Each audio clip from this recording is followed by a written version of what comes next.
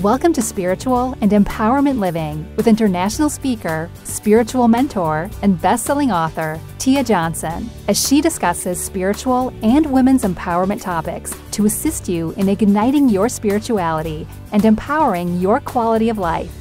Let's welcome your host, Tia Johnson.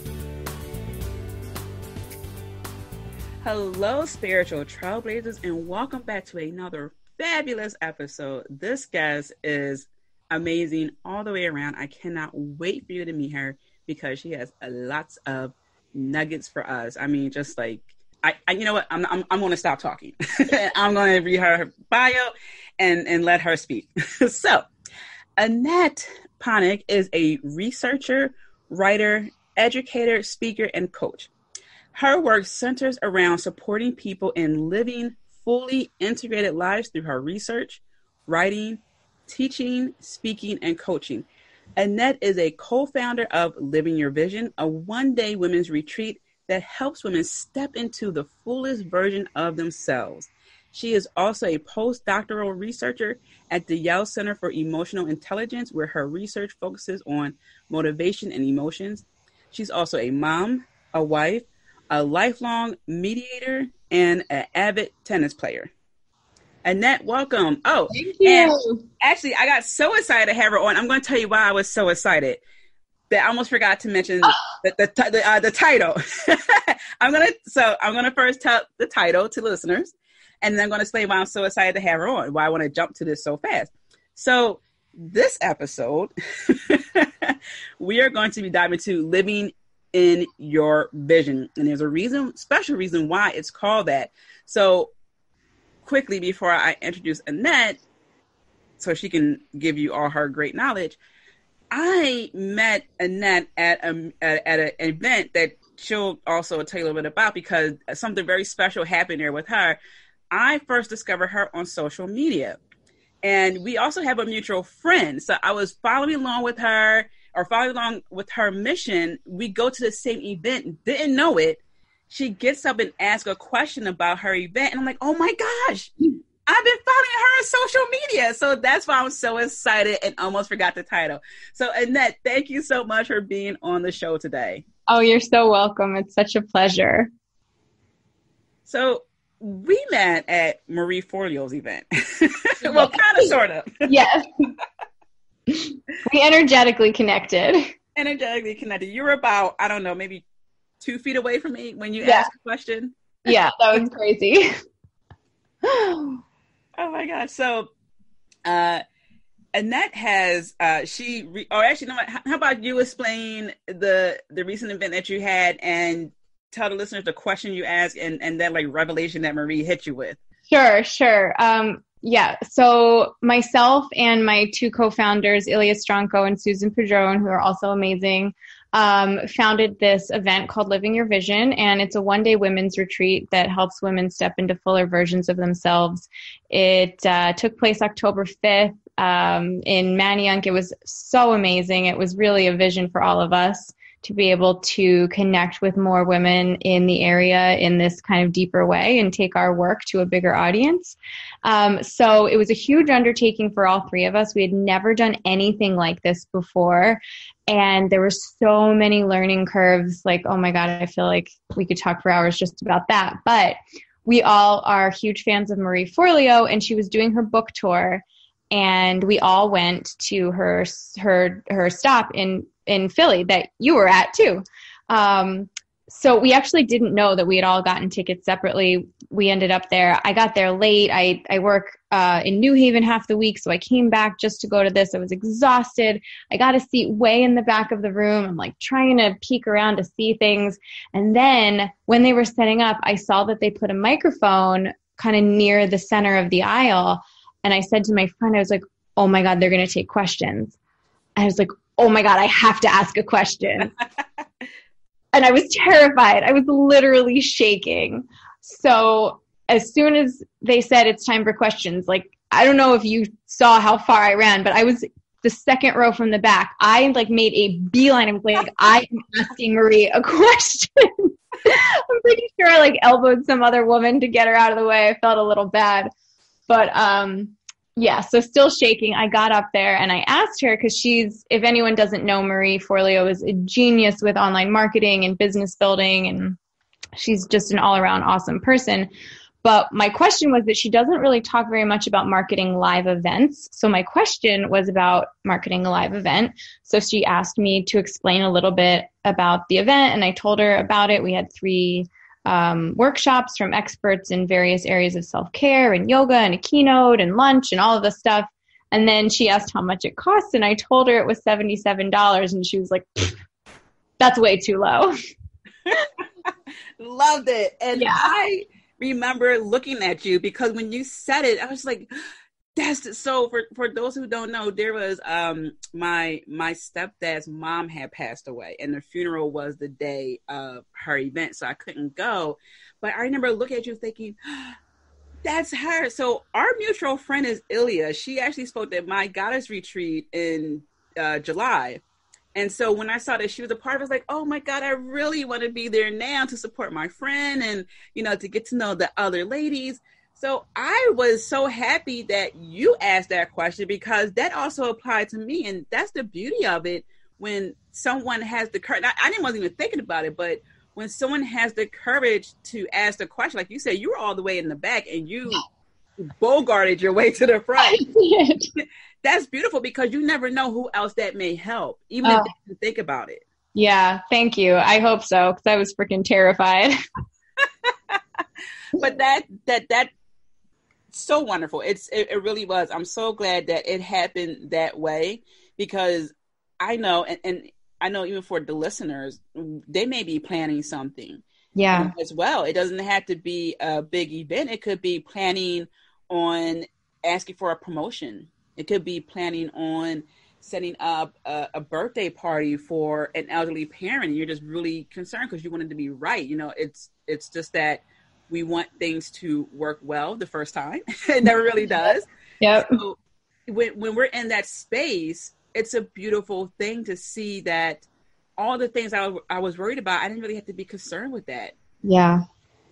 Yeah. There's so much learning in something like that. And we get, especially I think for women, we get so caught up in perfectionism that it's sometimes a disservice to us and the people that we're trying to serve, Mm-hmm. And I know that was a really big, it has been consistently through my life, a pretty big obstacle for me that I try to work with myself on.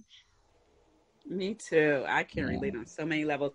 So you talked about living in your vision a little bit, and the ladies who were involved. So what was the turning point that you women were just like, you know what, we got to make this happen? Was it like something big, something small, something you noticed? Yeah, that's such a good question. So we started planning it in about January was when we first connected through a mutual friend who was originally involved with the event, and then her life circumstances changed and she wasn't able to continue with us. And the 3 of us, me, Susan, and Ilya, we really just clicked so seamlessly that everything just seemed to flow. Our decision-making was really easy. Any types of conflicts or disagreements, we just resolved so easily. It was amazing to work so easily with people that we didn't know each other before January, and now I feel like we're best friends. And we were chugging along with this, and like I said, we all are very advanced in our own careers, but had never done something like this before, something with other people and something so big that was really our own. So there was so much we had to learn about securing vendors and speakers and getting a venue and providing food for people and all of those things that go into an event that you don't ever even think about until you're actually putting on your own event, which not everybody has ever done. And I actually don't know if Susan and Ilya felt this, but there was a certain point for me when I think, so our website was live. I think we were maybe just about to open the cart to start ticket sales. We had a growing following on our Instagram account. It was all over my own Instagram account. And I had this moment where I was talking to a friend who's a very gifted coach and amazing, amazing person in general, very, very wise.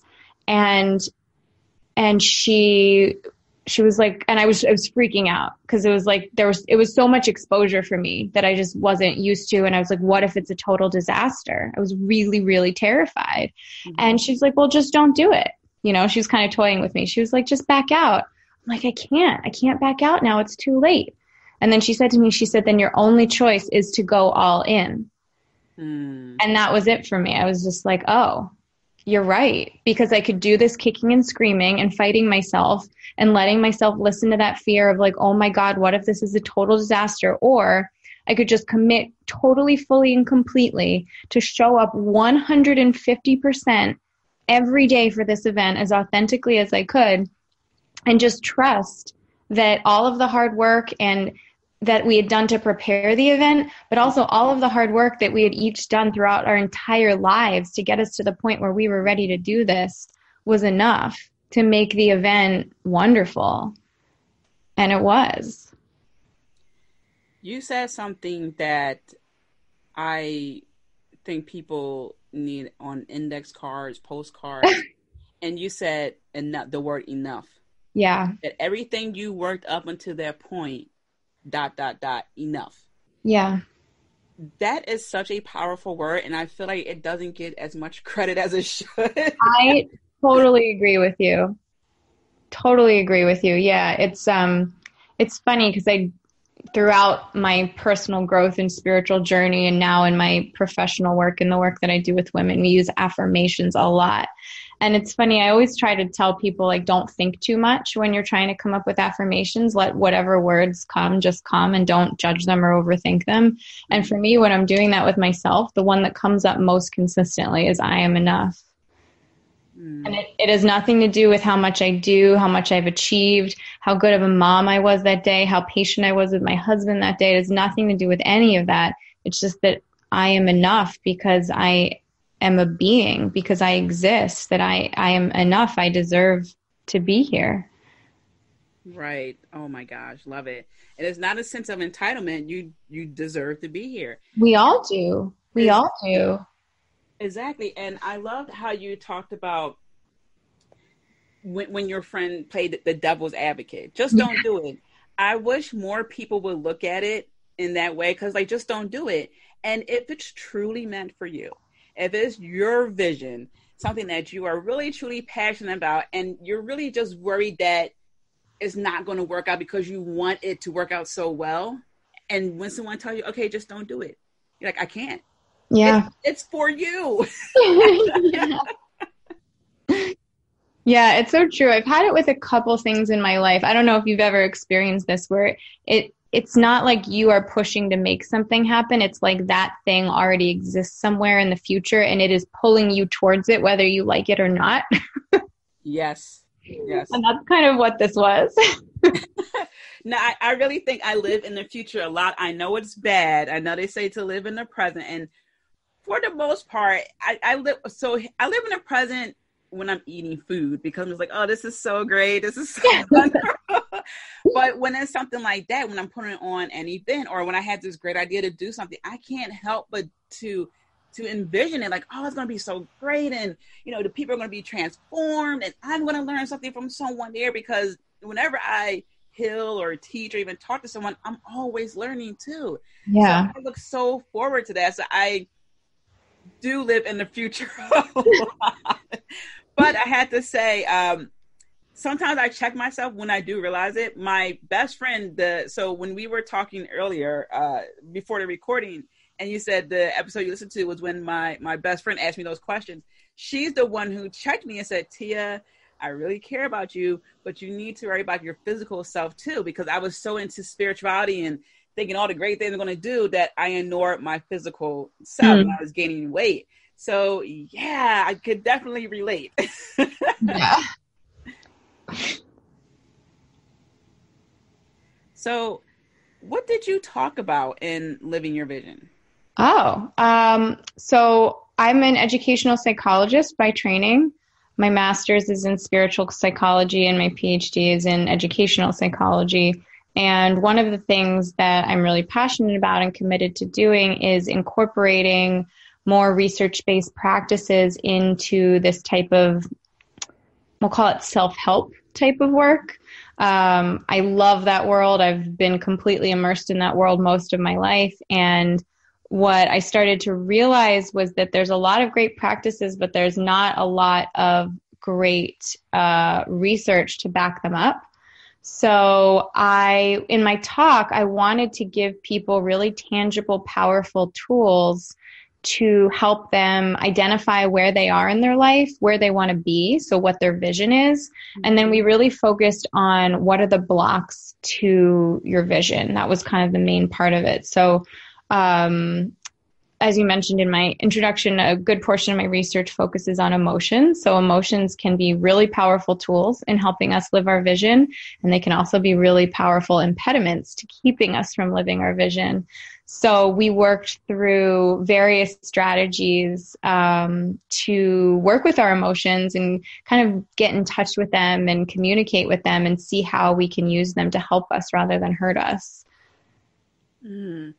So do you find when it comes to helping people with their blocks and looking at the emotions, is it like when the elephant is tied to the plastic chair and the elephant thinks that this chair is like this 1-ton boulder, but really the elephant can just swing the chair around and just leave the circus? Yeah, that's so funny. I love that analogy. I have such a good mental image of that. Yeah, I mean, that can definitely be part of it. That can definitely be a big part of it. Emotions can pop up in all sorts of ways. One of the things I talked about at Living Your Vision was how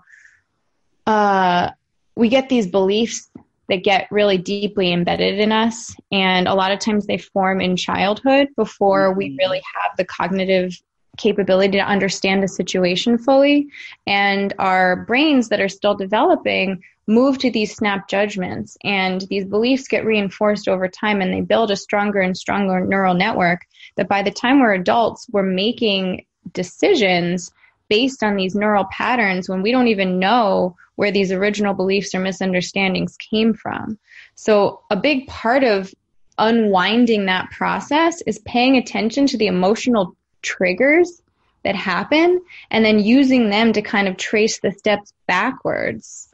And that was another thing we did in Living Your Vision, was working with our inner child and talking. It was all women at the retreat. So talking to her, to our inner little girl, talking to her about any misunderstandings that she may have had. And it was in a guided meditation. So it was really lovely and tender and really beautiful to do that kind of work with people. I loved it.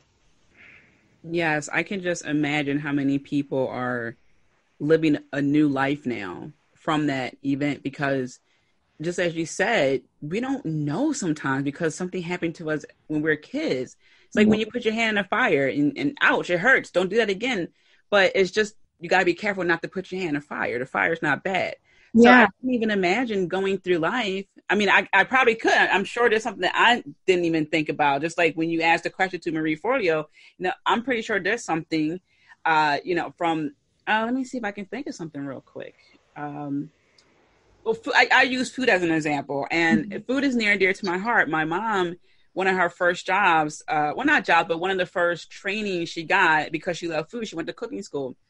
And so I had like amazing meals every night. And my grandmother, she would bake bread and make all this great stuff. So food is really near and dear to my heart.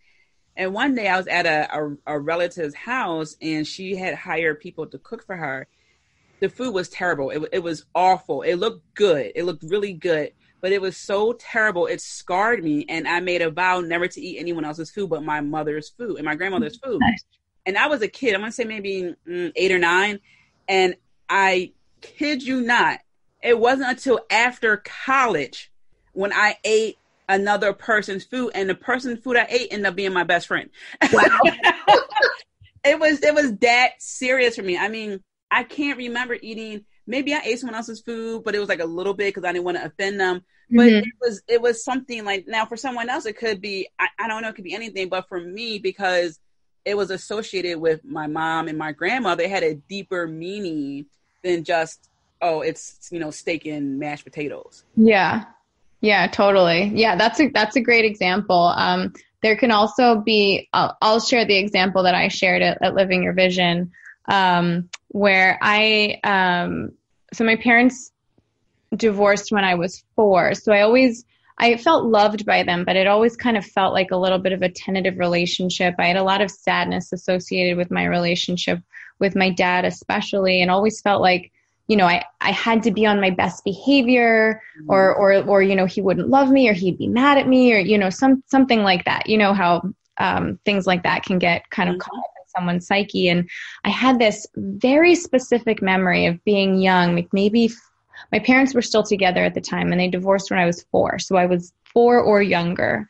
And I remember walking into the TV room at night when my parents were in there watching TV. And I remember they turned around and looked at me, and they were so mad at me. And I don't remember what they said or what I said or why I was there, but I just remember the way they looked at me. And I remember feeling so hurt as a little girl, you know? And I'd carried this around with me for so long, and it really influenced the way I felt around them and about them. And, you know, I have a great relationship with both of them now, so it's not like I was harboring anything. But when I became a mom, I had this realization when my daughter was about that age, 3 or 4, and my husband and I had put her to bed. And she got out of bed, as toddlers often do, when she wasn't supposed to. And she came downstairs where my husband and I were watching TV, and we both glared at her and were really angry that she was out of bed. And I had this awareness of, oh my God, my parents were only upset at me because I was supposed to be asleep. I hadn't done anything wrong. It was just nighttime and I wasn't sleeping. And I didn't realize this until literally a couple years ago. And I'd been carrying that around with me for so long. Yeah, it's really amazing how that happens, because it's like, you know, getting stung. You don't want it to happen again. It doesn't, why you got stung doesn't even matter at the time. All you know is you got stung, and it can never, ever, ever happen again. Exactly. So yeah, these things can be, you know, they can be really obvious, or sometimes they can be not so obvious. And I found that as people on a spiritual path, as I know a lot of your listeners are, that these types of things become more and more subtle. So you have to be more and more tuned in and aware of them to notice them. Because, you know, obviously as you do the spiritual work on yourself, you uncover the bigger, you know, boulders, so to speak. But then there can be these icebergs where there's still a whole lot under there. It's harder, maybe not harder, but it takes different forms as you progress, you know, in your self-awareness, I found. So are those blocks, or I guess, what are some common things? And I gave you an example that popped up in my head, because I think it runs deeper than that. For example, I was in the office, and this one lady got so mad that someone left a sheet of paper in the printer. I mean, she was just like, this makes no sense. And it could have been she had a bad morning. But I feel like it shows up in a lot of ways that, like you were saying, we don't necessarily realize it. And I don't know, is it like people get irritated over the littlest thing? What are some common things? That's great question and great example. So obviously I don't know specifically what was happening for this woman with the paper getting stuck, but I'll just guess of what the first thing that came to my mind when you mentioned that example was that maybe this is a woman that feels like she feels very victimized in life and feels like these things are always happening to her and nothing ever goes her way. She feels like the universe is out to get her. She feels like no one supports her. And that's something that probably was a belief that probably started forming when she was much younger, where maybe there was a time when she really needed something. A lot of this stuff stems back to our parents, fortunately or unfortunately, where she really needed something, and whoever she thought was going to help her with it didn't, and she felt really let down, and that can trickle through. I'll give another example from my own life. This was something that I won't judge it as silly, although it felt so silly. I was driving to my husband's family's house very early in our dating experience, and they were having a family dinner party. And I was a little nervous to meet his whole family. So I got there and the driveway was all full. There was nowhere for me to park. And I started getting just unreasonably upset about it, just irritated, crying that I couldn't find a parking spot. I'm like, it's fine. I can just park on the street. It really wasn't that big a deal. But what I was able to figure out was that, I can talk more about how I do this and how I walk people through this. But what I was able to uncover was that I uncovered this belief that there's not a place for me, that I don't belong here. And you don't always need to figure out where these beliefs come from. Oftentimes, just uncovering them is enough to think about them and say, well, gosh, of course I belong here. And just taking a moment with that younger part of myself and feeling compassion for her of, I'm so sorry that you ever felt like you didn't belong, and really saying that to myself, sometimes even out loud if I'm in a private place, because there's part of us that still believes these things. That's why they get triggered, That was so powerful. Wow. Yeah. Because it's like, there's no parking space for you. You go park on the street. Yes. Wow. It really triggers something deep for me. Because you want to make a good impression. It's like, everyone's already here. I'm going to be walking in. All eyes on me. Exactly. Yeah. Yeah. That's such a great example. So, listeners out there, think about that. For the lady with the printer, it could be, here I go again, delivering something to someone because the lady's name was on the sheet of paper. No one gives me my paper. I'm like this, assistant, right? Yeah. I'm everyone's assistant. Yeah. So think about that. Even if you can write it down in a note section on your phone, or if you're like me, you have like notepads too, because you always got these crazy ideas you need to write down. Write down when you feel like Annette was saying, crying and frustrated and you're looking around. Write that down and think about why. It could be that you feel like there's no place for me, but there actually is. That's such a great example. Yeah. Sometimes when we're able to really articulate what the belief is, when we get it out in the open, we can really see that a lot of times they're very obviously untrue, Mm-hmm. So that process can be really helpful. And one of the things that I recommend to get to that place, I'm a huge fan of bathroom stalls, because a lot of these times when it's easiest to get to that underlying belief when the emotions are really hot. So like when you're really triggered. Mm-hmm. So I'm a big fan of bathroom stalls, because you can just go and have instant privacy for a few minutes. Yeah. And provided you're not having like a rageful fit, which can be very healthy in a controlled environment, but you probably don't want to do that in your office bathroom. My recommendation is to really let yourself feel the emotion as fully and completely as you can. Don't try to stifle it. Don't judge it. Don't hold it back.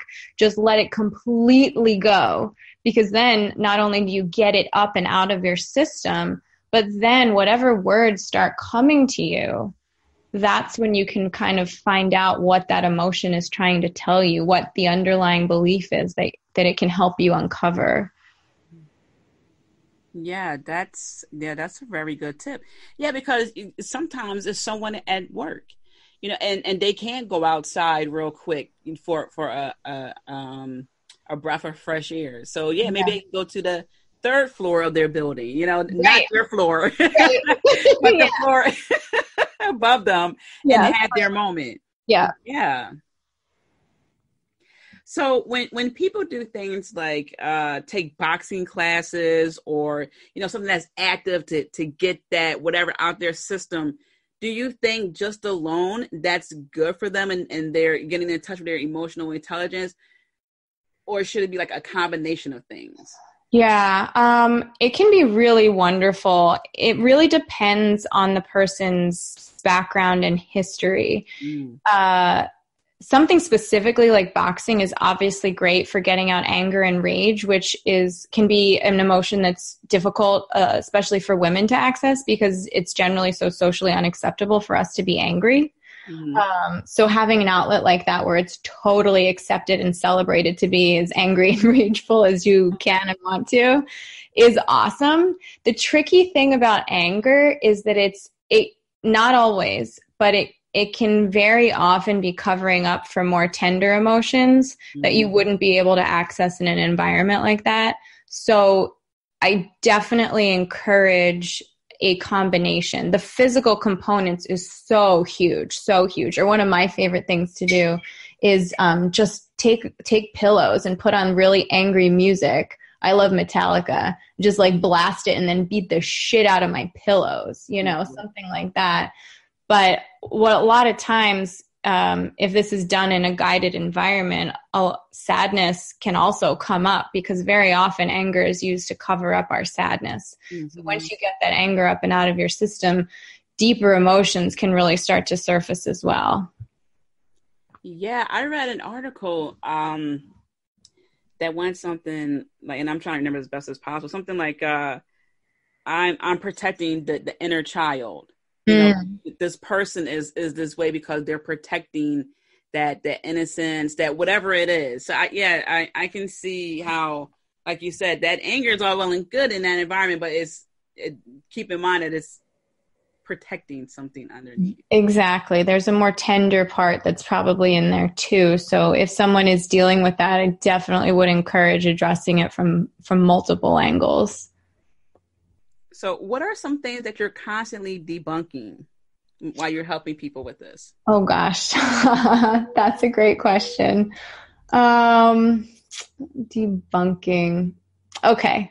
Well, I guess the first thing that comes to mind is, well, it's funny because I did mention affirmations, but I feel like as self-help and self-care and personal growth have become more mainstream, that I've heard you've talked about this in some of your other podcasts too, I know. But there's been this I don't know how to describe it, but it's almost like it's become commoditized so that it's like all of these inspiring quote cards on Instagram and, I read the Goop newsletter, so I'm spiritual. And it's given people a very superficial level of what spirituality and personal growth really is. Mm-hmm. So what I always tell people in terms of the debunking is affirmations are great. I love affirmations, but they aren't worth anything if you're not doing the work to address the misunderstandings that necessitate the affirmations in the first place. Does that make sense? Perfect sense. Yeah. Like if I have a belief that I'm unlovable or I'm unworthy or I'm ugly or something like that, just telling myself that I'm lovable, I'm worthy, I'm beautiful isn't enough if I can't even identify that I have a belief that's contrary to that in the first place. Mm-hmm. So you've got to dig a little deeper. The other thing that I would say in along the same vein is about self-care, which is incredibly important, especially in a world where people are increasingly more stressed and anxious and worried. But I've seen the way I see self-care talked about in a lot of settings and blogs and podcasts, not yours, because you talk about it. I've heard you talk about this before, but is, self-care is all scented candles and bubble baths and things like that. And sometimes self-care is just getting your shit done. Sometimes self-care is paying your bills, or it's not buying that dress because you need to pay back a friend who you owe money to. Mm-hmm. Sometimes self-care is doing the things that you don't want to do, but it's keeping you in integrity with yourself. Mm-hmm. And I think self-care has been misappropriated a little bit and not really, I think it's doing a disservice to people, to be honest, the way we talk about self-care most of the time. Yeah. And I had to learn that too, because when I began my spiritual journey, it really was because of the deaths of my grandparents. And I was trying to figure out what the hell just happened. Yeah. So it was a really dark time. I mean, I had visions when I was a kid. I had premonition dreams. I had all that, but I didn't call it vision or premonition dreams. I thought it was just something that everyone had. And I would talk about that with my grandmother. And it was super normal to her because she was having the same things. So it would be me and her talking about this all the time. And so it wasn't until they passed that I really started looking at myself. And what I learned was that I was living for approval, certificates. And when my bachelor's degree was written in Latin, oh gosh. You can tell me anything, okay? It's in Latin, all right? That's awesome. So I really had to look at myself. And what I learned is that spirituality is deep. Well, so yeah, spirituality, yes, but learning about yourself is deep. You know, everyone has a good side, everyone has a bad side, you know, and when I really started to dive into spirituality, there was some aspects that made it look like spirituality is drinking, you know, green drinks, wearing super cute yoga pants, and, you know, you have your little mocha latte, and that's your cheat meal, you know, or whatever. That's not it, you know. That's why I wrote a post, or I think I did it was a podcast episode where I just talk about, I drink, you know, I cuss, I drank, I have tattoos, I'm still spiritual, you know, because spirituality, again, is not doing wine and yoga. Like, you do not combine wine and yoga. Right. Sorry, that's not it. Right. That's funny. Oh, man. No, that's really great, because there are a lot of people who are just learning about spirituality or starting to learn more about who they are. And it's so easy to find that cookie cutter spirituality that doesn't run deep. So when something bad does happen, because it's life, you know, we're going to deal with something that we don't want to deal with. Then people don't know how to deal with it because they were told that spirituality is rainbows and unicorns and, you know, angel numbers. So yeah. Yeah, totally. I mean, so I think there's a place for it, because most people who are open to a spiritual path, they need something that's going to hook them, you know, like something that's entry level, so to speak. I'm doing air quotes. You can't see that. So a lot of times this stuff can be that if it leads to deeper work, but if it just stays on the surface, then I think it's mostly not in service to the people that it's trying to and intended to help. Mm-hmm. Mm-hmm. So, final question I have for you. I've been picking your brain like crazy. What is a question, or maybe a couple of questions, that you wish more people would ask you? Whoa, gosh, I love that question. I wish more people would ask me that. What do I wish more people would ask me? I wish more people would ask me, God, you've kind of stumped me.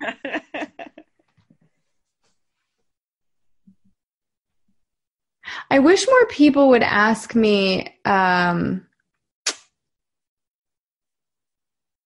how to get out of their own way. I mean, that can look like a lot of different things, but I wish more people would ask me how to stand more fully in themselves, how to support themselves more, and how to believe in themselves more. Because I think part of the epidemic that I was talking about, of all of these, you know, everyone having affirmations and inspiring quote cards everywhere, is that there's this superficial self-love without a really, truly deep, deep self-love that people feel. And everyone in their journey with that goes through ebbs and flows, just like any relationship, you know, including our relationships with ourselves. I just, you know, a lot of my work focuses on women, and I see so many women, whether they're married or not married and want to be married, who tie so much of their worth and their happiness and their identity into partnership or romantic love with someone else, when I believe so firmly and deeply that our self-love and our love and connection with spirit and the universe is all that there is, and romantic love with another person is just a different form of that. And that if we can redirect that desire into a deeper love for ourselves, that is the ultimate fulfillment and the ultimate tool to really rise up and be our best, happiest, most fulfilled selves. I am so grateful and happy that you said that. Believe in yourself. Yes, that's like, I can't even talk. Yes, believe in yourself. That is really something that more people need to hear. They really do. And also, I mean, I'm taking my own advice. I mean, I need to hear that from myself sometimes too. There are days when I wake up and I do not believe absolutely. You know? Absolutely. I mean, like, yeah, don't let it be a full moon. Everyone's emotions are out of whack and they're thinking all this crazy thoughts. Yeah. But I also like when you talked about having a relationship with yourself and basically to be careful where you put your identity. Mm-hmm. And I say that because some of the Facebook groups that I'm in, I see a lot of younger women. I mean, like 23 years old. And they literally write, I'm 23 years old and I feel like I'm doomed because they don't have a boyfriend. Oh, God, no. I just want to hug those girls. I know, right? I want to be like, honey, travel, to try different disciplines in school, Oh, my God. Because the thing is, like what my pop used to say, and basically like everyone in my family, they can't take your education away from you. Right? Get an education, learn more about yourself, travel, explore the world, learn what you like, what you don't like. Because I tell you something, there's one person, she's my best friend, who I hang out with from my early 20s. Everyone else who I hung out with in my early 20s, I don't see them. Oh my gosh, same. So it's just like you can, but there are some stories, like I know some people who married their high school sweetheart and they are happy. So yeah, there are some people who are like that, granted, okay? But to think that you're doomed, and sometimes I see this with older women too, but there's starting to be maybe like, I don't want to say a trend, but almost like a movement coming, or an uprising coming up where more women are saying, hey, all right, I'm happy with fill in the blank, being single, or like not choosing to have, or choosing not to have children. Mm-hmm. It's really a choice until you want to change your mind. And I use myself as an example many times. I enjoyed being single for many years. And in about, I would say maybe like 2-3 years ago, I remember this vividly. I messaged my best friend. I said, hey, you know what? I'm ready for a relationship. And I'm glad that it happened in that natural way, as opposed to me thinking, oh gosh, I'm doomed. No, if you focus on believing in yourself and remember what Annette said earlier, enough, use that, really focus on, or just find out what you like, what you don't like. Take a dancing class, take a cooking class, because then you will have, I guess, enough emotional intelligence, I guess, to know yourself so well that when you do meet that person, oh my gosh, they're like matching your vibration. Yeah, totally. I love everything that you just said. It reminds me of the movie. I'm blanking on the title, but it had Dakota Johnson and Rebel Wilson. Did you see that movie? I'm going to look it up real quick. I'm going to use my mic so you won't hear the typing. I'm going to look at. So what were the characters' names again? Oh, the actresses were Dakota Johnson and Rebel Wilson. And it is a great movie because it's about dating. It's about women in their early 20s. And the thing that I loved about that movie is that it was women who really went through trials and tribulations with men that they were dating, seriously and less seriously. But it also showed women really enjoying being single and doing things with their friends and getting to know themselves better and traveling on their own. Like, that's such a great way to get to know yourself, is to travel alone. I tell everybody who will listen that every woman should travel alone. I did that twice. It was pretty nice. So How to Be Single, is that it? Oh, yeah, that might be it. Yes, yeah, that's it. Cool. So everyone go watch that movie. Go watch it. It's really good. But yeah, I mean, that's really important because some of the women who I worked with, they're empty nesters now, or the children aren't old enough where they are a little bit more self-reliant. Mm-hmm. And the thing is, their identity was with their children for so long, or their identity was to be the best wife. But when it came to them, it was whatever energy was left over or a little piece of their identity. So now they're at a stage where, okay, what's my truth? Who am I really? So yeah, this is about you being you first and foremost, because if you're not yourself as that enough version, then what's going to happen is you're going to be divided in 50,000 ways and really lost in the sauce. Yeah, Yeah, that's so true. It's so true. And I think a lot of women, I mean, I was definitely an example of this too in my early 20s, but I think it happens with women at many ages is it can be scary to explore your identity. There's a psychologist, Marcia, who studies identity, and they talk about different phases, and identity exploration is one of the phases, which can be kind of scary, especially if you're older and you feel like, oh, your identity should be more solidly formed. So it takes a lot of courage and bravery to do that. And I think a lot of women kind of unconsciously direct their efforts into their partner or their children or sometimes even their career to avoid the scariness of that identity exploration.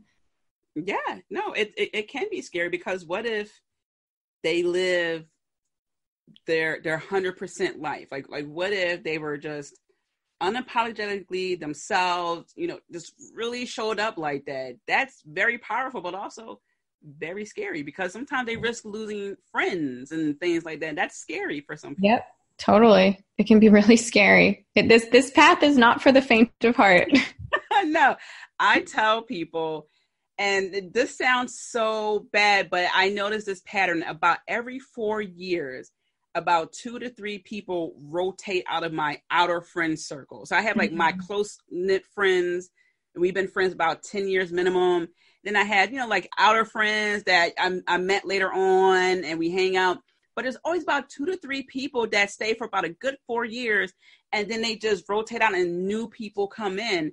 And as like crazy as that sounds, it's true. But also there's just that growth or whatever that happens. Or maybe I was supposed to show up in that person's life. Yeah. Those amount of years.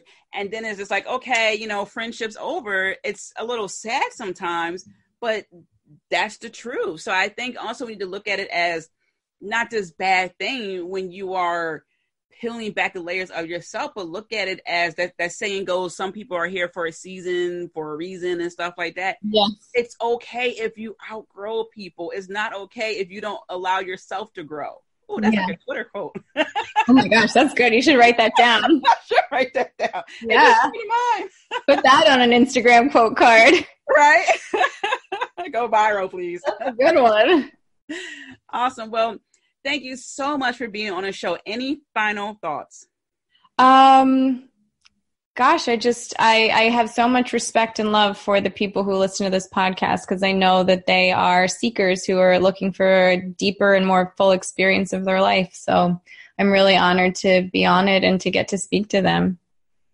So such a blessing. Do you have any events coming up? Anything you want to tell the people? I do, yeah. So I have a women's coaching group coming up, which is starting on the winter solstice, December 21st. It's the Winter Goddess Women's Coaching Circle. And we will meet throughout the winter to cultivate our inner awareness and inner reflection in preparation for spring.